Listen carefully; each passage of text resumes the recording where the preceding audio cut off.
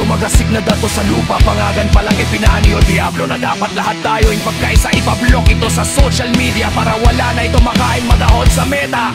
Ang iglesia manalo ay kulto desu sa amin mong lalasing naninigarilyo, higlang pending tularan. Ang tanong na ng palataya ay himpun at batihan ang salita ng Diyos at dapat nang babasaklala ngang Biblia. Huwag mo nang ipilit at tanging ay kulto ang bandayan ng simbahan kahit sa silong ang napunong kahoy mag-worship ay beer food basta't totoo.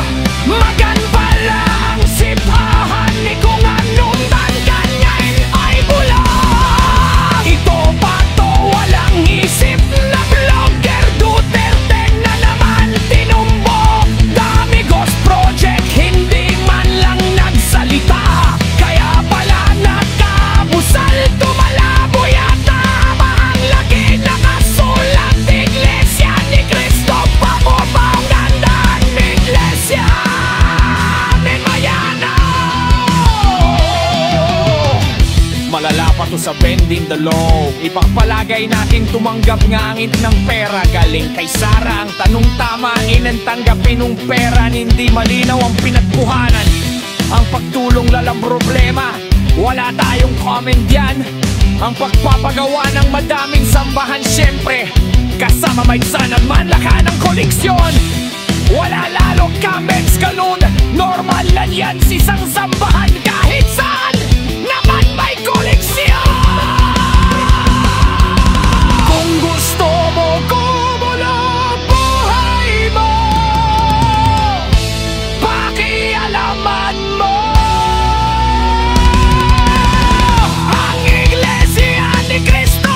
Kawawa ka kan man Estebanio, mag-isa ka lang, wala ban mo mo. Mundo ang Iglesia ni Cristo, magsuri ka Estebanio. Walang kumalaban sa Iglesian, mabuti ang kalagayan.